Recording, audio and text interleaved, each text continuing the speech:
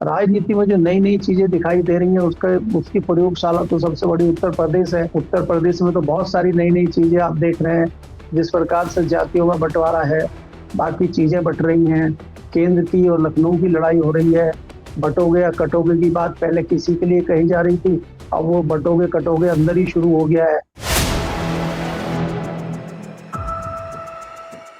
नमस्कार दोस्तों, कैसे हैं आप लोग। उम्मीद है आप सभी अच्छे होंगे।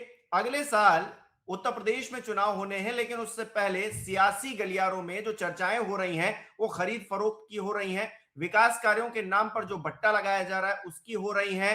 बात एक समुदाय को टारगेट पर लेने की हो रही है। तो क्या भूमिका बन रही है, करेंगे बात। केपी मलिक जी वरिष्ठ हमारे साथ जुड़े। सर, बहुत बहुत स्वागत है आपका। धन्यवाद हिमांशु जी, आपका, आपके दर्शकों का भी। सर, प्रधानमंत्री नरेंद्र मोदी कॉम्प्रोमाइज्ड हैं, ये आरोप कांग्रेस पार्टी लगाती है। लेकिन अब कांग्रेस पार्टी के ही बहुत बड़े नेता वो कॉम्प्रोमाइज्ड हो गए 50 करोड़ के लिए। इस तरह की खबरें चल रही हैं, इस तरह की बातें चल रही हैं सोशल मीडिया पर। किस तरह से इसे देखा जाए और असम की जो राजनीति है चुनाव से पहले वो किस तरफ जा रही? देखिए हिमांशु जी, अगर आप देखें, प्रधानमंत्री जी कहीं न कहीं दबाव में है। वो तो साफ साफ दिखाई दे रहा है कि जिस प्रकार से लगातार इतने दिनों से स्टीम फाइल की चर्चा चल रही है उस पर वो कुछ नहीं बोल रहे हैं, कोई एक्शन नहीं कर रहे हैं। दूसरा, अमेरिकन डील हुई है, जिस तरह दबाव में डील हुई है, हालांकि वो अभी रुक गई है। हमें तो पहले से अंदाजा था कि एक तरफा डील कैसे हो पाएगी। प्रधानमंत्री की तरफ से कोई रिएक्शन नहीं आया है। और जो आपके वाणिज्य मंत्री हैं वो बीच बीच में उसको बहुत बढ़िया बता रहे थे, वो ये हो जाएगा वो हो जाएगा। अल्टीमेटली वो अभी रुक गई है। तो कई सारी चीजें हैं, तो साफ साफ दर्शाता है कि प्रधानमंत्री कहीं न कहीं दबाव में है। क्यों दबाव में है, किस लिए दबाव में है, वो सारी चीजें भी लोगों के सामने हैं। दूसरी, जो आप आसाम की बात कर रहे हैं, आसाम के जो पूर्व मंत्री हैं भूपेन बोरा, आसाम के, वो भी कंप्रोमाइज कर रहे हैं और इस तरह की चर्चाएं हैं। हालांकि उन्होंने कल भारतीय जनता पार्टी ज्वाइन कर ली है और इस तरह की उनके ऊपर इस तरह की चीजें हैं कि एक इंटरव्यू चल रहा है जो उन्होंने एक चैनल को इंटरव्यू दिया है, उसमें बातचीत कर रही है लेडी, उनसे इंटरव्यू कर रही है। महिला पत्रकार है, वो उनसे पूछ रही है कि आप जो है कंप्रोमाइज हो गए और आपने 50 करोड़ रुपए ले लिए हैं। तो खाली इतनी क्लिप चल रही है, पूरी उसकी सच्चाई क्या है, लेकिन एक मोटा मोटी आरोप तो लगा ही है। और लोग भी विश्वास सीधा सीधा इसलिए कर रहे हैं कि भारतीय जनता पार्टी की ये रणनीति रही है कि शाम दाम दंड भेद हो, वॉशिंग मशीन हो, पैसे का लेन देन हो, कुछ भी हो, किसी भी कीमत पे वो किसी भी नेता को तोड़ने, किसी भी मंत्री को तोड़ने, किसी भी विधायक को तोड़ने के लिए इस प्रक्रिया को अपनाते हैं। और इसके लिए तो कुख्यात हैं आसाम के मुख्यमंत्री हेमंत बिस्वा शर्मा। वो खुद कांग्रेस से गए हैं। कांग्रेस में जब तक थे, भारतीय जनता पार्टी उनके ऊपर बड़े बड़े इल्जाम लगा रही थी। यही प्रधानमंत्री जी कहते थे कि अगर वो हमारी सरकार बनेगी और हम उनको जेल में डालेंगे, ये करेंगे, और बाद में वॉशिंग मशीन से धो के उनको उन्हीं को मुखिया बना दिया। यही स्थिति महाराष्ट्र में हुई थी पवार साहब के मामले में। हालांकि आज तो वो इस दुनिया में नहीं है। तो इस तरह की चीजें भारतीय जनता पार्टी में चलती हैं। तो ये सोशल मीडिया पे भी, दिल्ली के सियासी गलियारों में भी और आसाम में भी ये चर्चा जोरों पर है कि 50 करोड़ की डील हुई है। और कहीं ना कहीं जो पूर्व अध्यक्ष हैं कांग्रेस के, वो इसी लालच में वहां गए हैं। और उन्होंने जिस प्रकार से कहा है कि हाँ, मेरे पिताजी का सपना था कि उनकी 13 बीघे जमीन है और उसमें एक स्टेडियम होना चाहिए, तो सीधे सीधे ऐसा लगता है जैसे एक्सेप्ट कर रहे हैं और उन्होंने मान लिया कि लिए हैं और बहुत जल्दी एक स्टेडियम बन के तैयार हो जाएगा। जिस तरह से वो व्याख्या कर रहे हैं और बड़े कूल अंदाज में बैठे हुए हैं वो, उससे तो लग रहा है कि जैसे उन्होंने ले लिया और उनको कोई बहुत ज्यादा फर्क पड़ नहीं रहा है।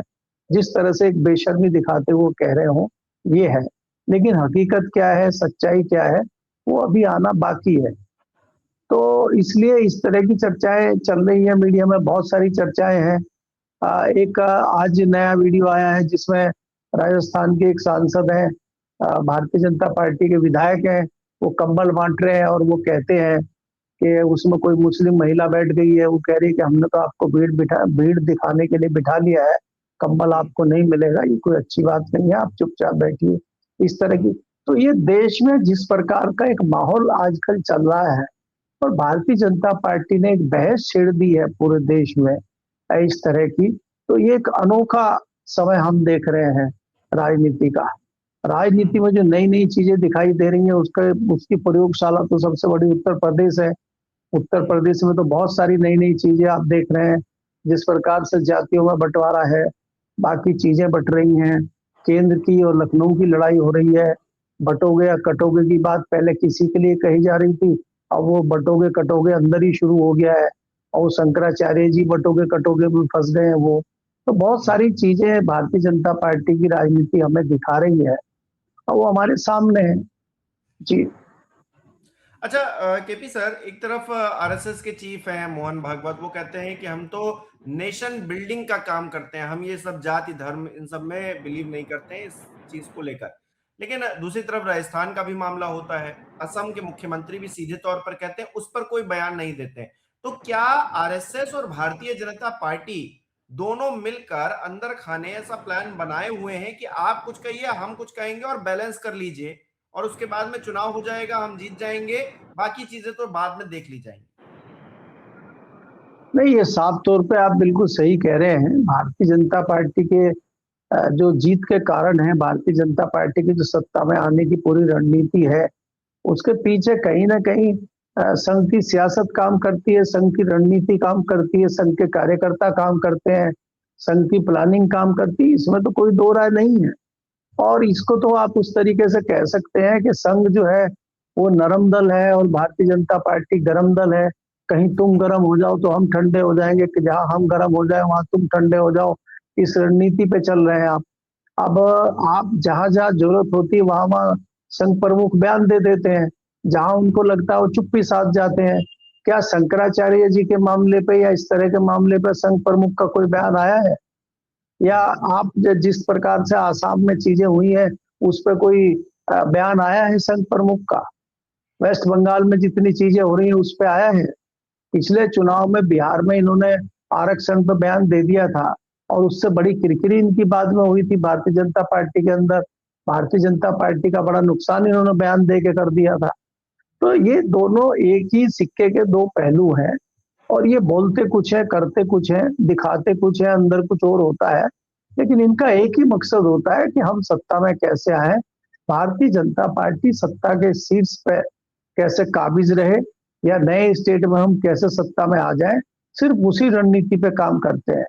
आप कितना भी मुश्किल हो, कितना भी कुछ दूसरा काम हो, कितनी भी कोई इमरजेंसी हो, भारतीय जनता पार्टी और संघ जो है सिर्फ सत्ता के लिए काम करता है। आज देश के ऊपर अमेरिकन डील की बात चल रही है, स्टिंग फाइल की बात चल रही है, लेकिन पूरी भारतीय जनता पार्टी वेस्ट बंगाल में चुनाव कैसे जीता जाए इस रणनीति पे काम कर रही है। देश में इतनी सारी चीजें चल रही है। प्रधानमंत्री जी 4 बार जो है एक मेट्रो ट्रेन का, और जो नई ट्रेन में दिल्ली से मेरठ गई है, हर 2 किलोमीटर के बाद उसको बढ़ाते हैं तो प्रधानमंत्री जी पहुंच जाते हैं उसका उद्घाटन करने के लिए, शिलान्यास करने के लिए, कभी हरी झंडी दिखाने के लिए। तो प्रधानमंत्री जी को चस्का है फोटो खिंचवाने का। जैसे अनोखा बहुत बड़ा काम कर दिया। इससे पहले ना मेट्रो चली ना ट्रेन चली। हमने तो ये देखा है कि पहले चाहे रेल मंत्री जाकर उद्घाटन कर दे, और हर जगह पे रेल मंत्री भी नहीं जाता था, वहीं के लोकल डीआरएम वगैरह, जीएम वगैरह ये कर लेते थे, या लोकल विधायक और सांसद आए और उद्घाटन हो गया। लेकिन आजकल तो हर जगह प्रधानमंत्री जाते हैं। योगी जी भी पीछे खड़े हुए थे, ब्रजेश पाठक जैसे तो बहुत पीछे थे, प्रधानमंत्री फ्रेम में ही नहीं आने दे रहे किसी को। तो इनका तो सिर्फ ये एक एजेंडा चल रहा है कि चुनाव को कैसे जीता जाए और कैसे दुनिया को दिखाया जाए कि भारत में बहुत बड़ा विकास हो रहा है। आज जिस प्रकार से भ्रष्टाचार है, जिस प्रकार से बेरोजगारी है, जिस तरह से महंगाई है, उस पर कोई चर्चा नहीं है, उसकी कोई प्लानिंग नहीं है, उसका कोई नई चीजें नहीं है। किसान जिस प्रकार से परेशान है, फसलें बर्बाद हो रही हैं, बीमा कंपनियां जो है घोटाले घपले कर रही हैं। अभी एक लगभग 500 करोड़ का घोटाला हरियाणा में पकड़ा गया है, एक निजी बैंक का किसानों के साथ। किसानों की जितनी वो योजनाएं चल रही हैं, किसानों के जितने सिस्टम चल रहे हैं, उनमें घोटाला घपला चल रहा है। सरकार का ध्यान उस तरफ बिल्कुल नहीं है। सरकार का ध्यान सिर्फ एक ही है कि किस प्रकार से लोगों को भरगलाया जाए और किस प्रकार से चुनाव जीता जाए।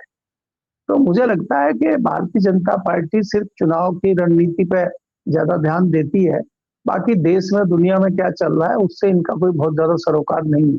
जी। हम्म।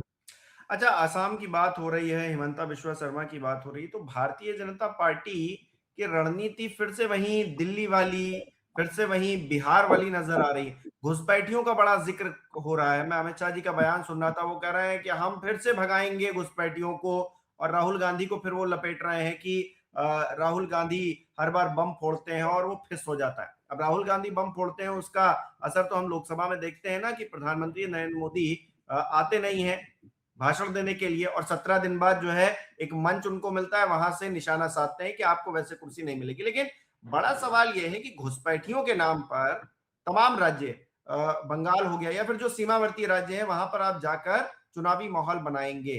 ये एक पैटर्न बन गया है कि आप दिल्ली में भी वही बात कर रहे थे, आप बिहार में भी वही बात कर रहे थे, आप असम में भी वही बात कर रहे थे। आपकी सरकार है क्यों? सभी जगह आपकी सरकार, फिर भी घुसपैठिए घुस रहे हैं। तो फिर आपने तो देश को असुरक्षित कर दिया है। ये सवाल इनसे कोई पलट कर क्यों नहीं पूछ रहा है? देखिए हिमांशु, अगर आप देखें, सबसे पहले आपको ये देखना होगा कि अगर कोई कार्यकर्ता करे, अगर कोई पार्टी का छोटा मोटा अधिकारी इस तरह की घटना करे तो समझ में आता है। जिस प्रकार आसाम के मुख्यमंत्री ने इस तरह का एक वीडियो एआई से बनाया और उसको प्रचारित किया, और बाद में जब चौतरफा निंदा हुई तो उसको तुरंत डिलीट कर दिया, ये जताता है कि इनके अंदर इतनी भी पेशेंस नहीं है, इतनी भी अकल नहीं है कि क्या करना चाहिए। ये सिर्फ एक लेवल तक जाके अपनी सरकार बनाना चाहते हैं, चाहे उसके लिए इनको कुछ भी करना पड़े। और दूसरी चीज ये होती है कि जब इतने बड़े नेता, जब मुख्यमंत्री स्तर का व्यक्ति इस तरह की घटना को अंजाम देगा, इस तरह की चीजें करेगा, तो नीचे वाले कार्यकर्ताओं के हौसले बुलंद होते हैं। और उस पर कोई एक्शन ना होना, सरकार की तरफ से कोई एक्शन हुआ है क्या? मुख्यमंत्री की तरफ से, मुख्यमंत्री के ऊपर कोई एक्शन केंद्र सरकार ने लिया है क्या? उनके ऊपर कोई एफआईआर हुई है क्या? दूसरा कोई व्यक्ति कर देता, अभी एफआईआर हो जाती कि नहीं होती? ये सुप्रीम कोर्ट ने कोई संज्ञान लिया है क्या? गुवाहाटी हाई कोर्ट ने, आसाम हाई कोर्ट ने कोई संज्ञान लिया है क्या? नहीं, कोई संज्ञान नहीं है, ना कोई लेगा। लेकिन आप ये देखिए, अगर कोई दूसरा व्यक्ति कर दे इसी को, राहुल गांधी पर कोर्ट संज्ञान ले लेता है तुरंत, या कोई दूसरा विपक्षी दल हो उस पर तुरंत संज्ञान ले लेता है, या किसी दूसरे मजहब का व्यक्ति हो उस पर तुरंत संज्ञान ले लिया जाता है।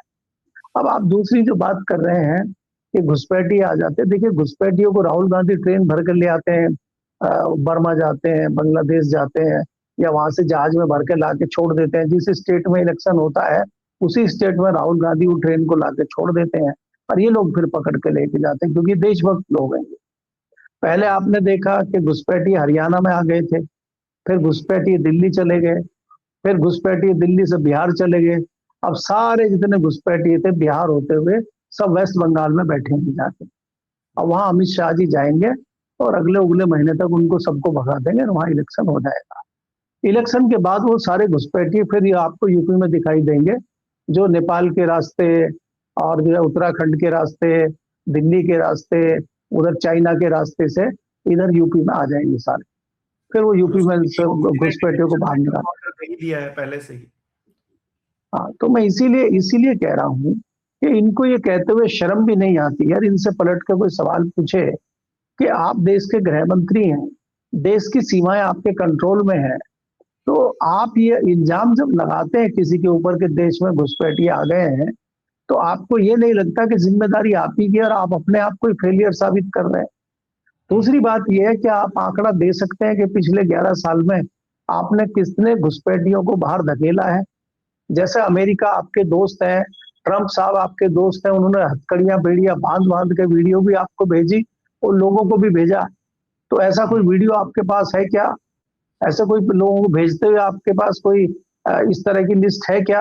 ये बताने के लिए इनके पास नहीं है, क्योंकि ये सिर्फ सगुफेबाजी चल रही है, सिर्फ जुमलेबाजी चल रही है। जुमला तो इनका फेवरेट वर्ड है, आप जानते ही हैं। तो सिर्फ जुमलेबाजी चल रही है। तो इसीलिए मैं आपको कह रहा हूं कि ये सिर्फ चुनाव जीतने के हथकंडे हैं, चुनाव जीतने के अलावा कुछ नहीं है। जनता को भ्रमित करो और चुनाव जीतो, तो सिर्फ ये है। अब कब तक ये चुनाव जीतते हैं, कब तक जनता इनके भ्रमित होती रहती है, इनके जुमले सुन सुन के, वो तो जनता को ही देखना होगा। बाकी बात ये है कि सच्चाई कहीं कुछ नहीं है। बड़ी हंसी आती है हमें आजकल घुसपैठियों की बात सुन के कि घुसपैठिए, और इसमें क्या है कि ये सच्चाई भी है, मैं आपको बताऊं, क्योंकि बॉर्डर बॉर्डर का स्टेट है वेस्ट बंगाल, और वहां कोई दो राय नहीं कि जरूर वहां कुछ ना कुछ घुसपैठिए बांग्लादेश से इधर उधर से आए होंगे, ऐसी बात नहीं है। लेकिन आपने उनको निकालने के लिए, आपने उनको रोक लगाने के लिए, आपने उनकी एंट्री ना हो उसके लिए आपने क्या क्या फॉर्मूला किया है, क्या क्या तैयारियां की है, पिछले 5 साल में आपने क्या क्या किया है, वो रोड मैप आप नहीं बताएंगे। आप ये कह रहे हैं कि हम भगाएंगे उनको। अरे भैया, 11 साल में नहीं भगाया आपने, आप कब भगाओगे आप उनको? नहीं सर, आप ये खाली तो वेस्ट। नजर आता है कि ये जो घुसपैठियों का मुद्दा है ये विपक्ष का मुद्दा है असल में, क्योंकि सरकार में जो है उस पर निशाना साधने के लिए कि हमारे इनके रहते हुए देखिए घुसपैठिए इस देश में एंटर कर रहे हैं, तो ये सिक्योरिटी में लैप्स हो रहा है, ये तो विपक्ष का मुद्दा है। लेकिन इससे तो बीजेपी वालों ने, जो सत्ताधारी है, उन्होंने ये मुद्दा बना रखा है, जहां जाएंगे कि भाई हम तो घुसपैठियों को भगाएंगे और घुसपैठियों के सहारे एक समुदाय को आप टारगेट कर देंगे और बात बन जाएगी। सत्ताधारी जो पार्टी है, सत्ताधारी पार्टी अभी इस चीज से, इस सिचुएशन से बाहर नहीं निकली है। उसके दिमाग में अभी भी कांग्रेस की सरकार हावी है, और उसको ये लगता है कि अभी भी कांग्रेस की सरकार है, और यह कल तक कांग्रेस की सरकार थी, सारे काले कारनामे उनके जमाने में हुए हैं, और इसीलिए अब हमें वो ठीक कर ले, इसलिए हमें सत्ता में आने दो। इनके दिमाग में वो है, क्योंकि हमेशा विपक्ष में रहे हैं, हमेशा विपक्ष की लड़ाई लड़ी है इन्होंने, विपक्ष में बहुत अच्छा रोल निभाते हैं ये। तो ये अभी विपक्ष के जो केचुली है, विपक्ष का जो वो एक खुमार इनके ऊपर है, उससे ये बाहर नहीं निकले हैं अभी। और अब जैसे ये निकलेंगे तब तक ये सत्ता से बाहर हो जाएंगे, फिर जैसे ही विपक्ष में आएंगे विपक्ष की लड़ाई भूल जाएंगे, और फिर ये सत्ता की सफाई देने लगेंगे, क्योंकि उसके खुमार में आ जाएंगे ये सत्ता का खुमार इनके ऊपर उतरने में टाइम लगेगा, और फिर ये सत्ता की बात करने लगेंगे। आप ये देखिए, याद आ गया जिसमें वो कहता था बंटी तेरा साबुन स्लो है क्या, तो बीजेपी वालों का पीछे चल रहा मामला। हाँ, इसीलिए इसीलिए मैं आपको कह रहा हूँ ना। और इनको ये भी नहीं लगता कि तुरंत तथ्य आ जाते हैं सामने, तुरंत चीजें सामने आ जाती हैं। आजकल सोशल मीडिया का जमाना है, इंटरनेट का जमाना है, तत्काल आंकड़े बाहर आ जाते हैं। अब जैसे ये घुसपैठियों की उनकी बात करते हैं, उसमें इतने रिएक्शन आ जाते हैं, किसी भी वीडियो को अगर यूट्यूब पे आप देखेंगे, इतने कमेंट आ जाते हैं कि आपने कितने भगाए, और वही लोग इंटरनेट पर सर्च करके बता देते हैं कि पिछले 10 साल में आपने 4 जो है घुसपैठिए बाहर निकाले हैं देश से, और जो घुसपैठिए ना आ पाए देश में उसमें आपने क्या तैयारियां की है, वो सारी चीज नगण्य है। तो आजकल तो सोशल मीडिया के जमाने पे तमाम चीजें आ जाती हैं, लेकिन इनको उससे कोई फर्क नहीं पड़ता है। इनको अपना राग मल्हार गाना है, मंच पर खड़े होकर वो ये गाते हैं, डिग्रियां बांट देते हैं, रोजगार दे देते हैं लोगों को, लोगों से कस्में खिलाने लगते हैं। वहां प्रधानमंत्री जी ने कल बहुत अच्छा भाषण दिया, उन्होंने कहा कांग्रेस तो पहले से ही नंगी थी, उसको वहां कपड़े उतारने की जरूरत क्या पड़ गई थी। अब आप उद्घाटन करने गए हैं रेल का, और आप वहां ये भाषण दे रहे हैं, तो ये आपकी हताशा जताता है कि आप कितने हताश और कितने उदास हैं, और कितने आप घबराए हुए हैं। एक हफ्ता आप संसद के पटल पे नहीं जा पाए, सदन में नहीं जा पाए, आपने राष्ट्रपति के अभिभाषण और आपने जो बजट सेशन का जो बजट भाषण था उसको मिस कर दिया आपने। पहली बार इतिहास बनाया नया, तो मोदी जी तो हर जगह इतिहास लिखवा रहे हैं, ये नया इतिहास भी उन्होंने लिखवा दिया। तो इसलिए इनको बाकी इतिहास पुरुष है, और इतिहास में उनका नाम बहुत सारी जगहों में आएगा जी। बिल्कुल, बहुत बहुत शुक्रिया केपी सर हमारे साथ जुड़ने के लिए, तमाम बातचीत के लिए। हमारे दर्शक किस तरह से देख रहे हैं इस विषय को कमेंट करके जरूर बताएं। इस वीडियो को लाइक करना, शेयर करना मत भूलिएगा। हमारे चैनल को सब्सक्राइब नहीं किया तो वो भी जरूर कीजिएगा। आप हमें सहयोग भी कर सकते हैं ज्वाइन बटन पर क्लिक करके। बहुत बहुत धन्यवाद।